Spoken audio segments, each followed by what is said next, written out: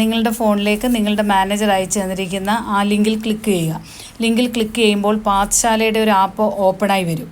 ആ ഓപ്പണായി വരുന്ന ആപ്പിൽ അതർ ലോഗിനിൽ ക്ലിക്ക് ചെയ്യുക.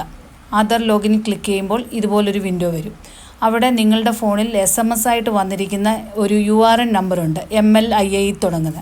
ആ URN നമ്പർ അവിടെ അടിച്ചു കൊടുക്കുക. യൂസർ നെയിമിൻ്റെ അവിടെ പാസ്വേഡിൻ്റെ അവിടെ 1 2 3 4 5 അടിക്കുക.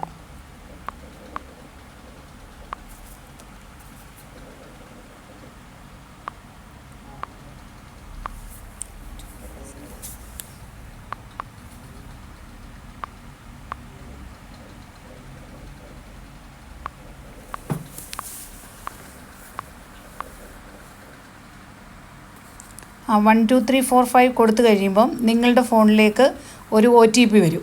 ആ OTP ഇനിയും കാണുന്ന സ്ക്രീനിൽ അടിച്ചു കൊടുക്കുക.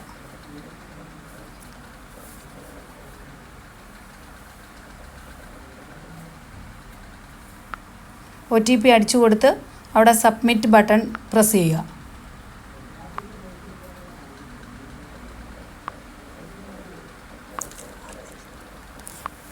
OTP 6 ഡിജിറ്റ് ആയിരിക്കുമേ. അതിനുശേഷം പിന്നെ വരുന്ന വിൻഡോയാണ് ഇപ്പോൾ കാണുന്നത്. അത് ചേഞ്ച് പാസ്വേഡാണ്. ആ ചേഞ്ച് പാസ്വേഡിൻ്റെ അവിടെ നിങ്ങളൊരു സ്ട്രോങ് ആയിട്ടുള്ള പാസ്വേഡാണ് കൊടുക്കേണ്ടത്. കൊടുക്കുമ്പോൾ നിങ്ങൾ ഓർത്തിരിക്കാൻ ശ്രദ്ധിക്കുക. ഞങ്ങൾ പൊതുവിൽ കൊടുക്കുന്നത് MetLife M ക്യാപിറ്റൽ MetLife @25. അതായത് അതിനകത്ത് ഒരു സ്പെഷ്യൽ ക്യാരക്ടർ ഉണ്ടാവണം, അതേപോലെ തന്നെ ഡിജിറ്റും ഉണ്ടാവണം. നിങ്ങൾ എഴുതി വെച്ചിരിക്കുന്നത് ഓർത്തിരുന്നതാണ്. അത് 2 പ്രാവശ്യം ആ പാസ്വേഡ് തന്നെ, സെയിം പാസ്വേഡ് തന്നെ 2 പ്രാവശ്യം കൊടുക്കണം. കൊടുത്തിട്ട് അപ്ഡേറ്റ് പാസ്വേഡ് കൊടുക്കുക.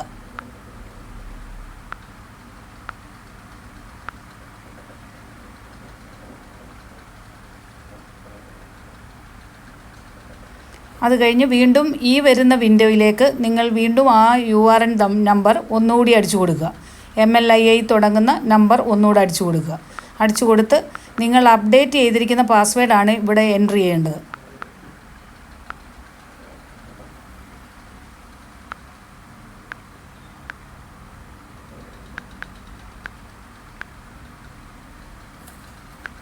പാസ്വേഡിൻ്റെ അവിടെ നിങ്ങൾ പുതുതായിട്ട് അപ്ഡേറ്റ് ചെയ്തിരിക്കുന്ന പാസ്വേഡ് എൻ്റർ ചെയ്ത് കൊടുക്കുക. എന്നിട്ട് സൈൻ ഇൻ കൊടുക്കുക.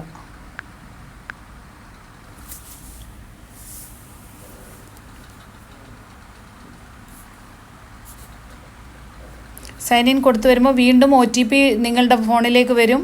6 ഡിജിറ്റ് OTP വരും. അത് വീണ്ടും ഇവിടെ ടൈപ്പ് ചെയ്ത് കൊടുക്കുക. എന്നിട്ട് സബ്മിറ്റ് കൊടുക്കുക.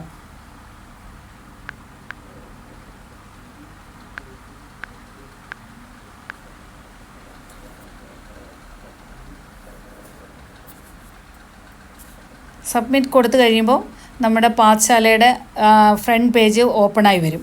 ഓപ്പണായി വരുന്ന പേജിൽ കുറേ ഐക്കൺസ് ഉണ്ടാവും. ലെഫ്റ്റിലേക്ക് സ്ക്രോൾ ചെയ്യുക. സ്ക്രോൾ ചെയ്തിട്ട് അവസാനം കാണുന്ന IC 382023 എന്ന് പറയുന്ന ആ ഐക്കൺ ക്ലിക്ക് ചെയ്യുക. ക്ലിക്ക് ചെയ്യുമ്പോൾ ഇതുപോലെ ഒരു വിൻഡോ ഓപ്പണായി വരും. ആ വിൻഡോയിൽ കാണുന്ന PDF ഫയലുകളൊക്കെ നമ്മൾ എല്ലാം ഓപ്പൺ ചെയ്ത് നോക്കണം. വായിച്ച് നോക്കുന്നതായിരിക്കും നല്ല. നമുക്കൊരു അതിനെക്കുറിച്ചൊരു ഔട്ട്ലൈൻ കിട്ടും. അതിന് തൊട്ട് താഴെയായിട്ട് നമ്മളുടെ ടെസ്റ്റുകൾ കിടപ്പുണ്ട്. 4 ടെസ്റ്റുകളാണ്. അതിൽ ടെസ്റ്റ് 2 ആയിരിക്കും ആദ്യം കിടക്കുന്നത്. അത് ഓരോന്നോരോന്നായിട്ട് ചെയ്യുക. ഏറ്റവും അവസാനം സബ്മിറ്റ് ചെയ്യുക.